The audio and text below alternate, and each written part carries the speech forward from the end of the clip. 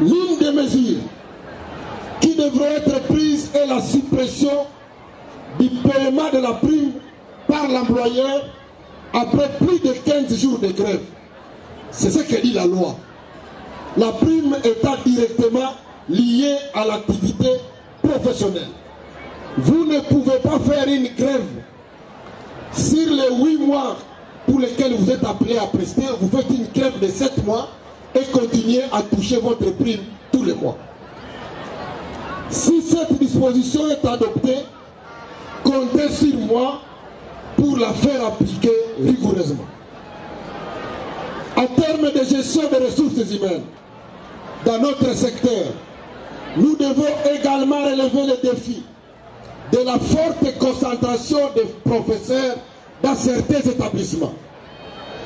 Lors de la dernière session du conseil d'administration des universités, il a été examiné la question des charges horaires des enseignants. En attendant les rapports de cette session, je peux déjà annoncer que nous procéderons à des affectations d'office de professeurs ayant une charge horaire inférieure à la norme vers les établissements de l'État qui en ont besoin.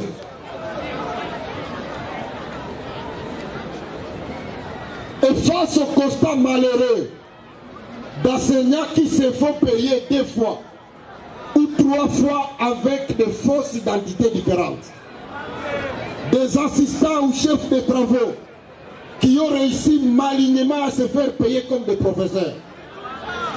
Pour tous ces cas de doublons, de faussaires et d'absentéisme, des profs qui font 4 ans à l'extérieur du pays alors qu'ils sont payés tous les mois.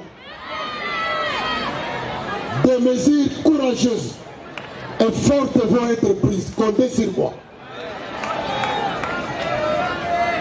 Toutes ces pratiques pénalisent les enseignements et pénalisent surtout les enseignants consciencieux qui accomplissent correctement leurs tâches et responsabilités, jetant le discrédit sur la noble profession d'enseignant que nous avons tous mission de préserver son prestige. C'est pour cette raison que j'ai communiqué mon adresse électronique. Les gens se demandaient pourquoi le ministre a communiqué ça. Non, c'est mon adresse électronique pour préserver l'identité des gens qui vont dénoncer.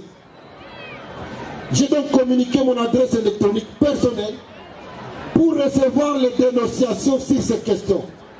Après vérification par les services compétents du ministère, voire du gouvernement, des sanctions exemplaires seront prises allant jusqu'à la révocation. Donc si vous êtes là et que vous savez que vous êtes doublement payé, c'est le temps de vous dénoncer vous-même. Puisque si vous vous dénoncez vous-même, au moins nous allons vous laisser prendre le salaire une seule fois. Mais si vous êtes dénoncé par quelqu'un d'autre, vous serez révoqué. Et c'est ça la disposition que nous avons prise.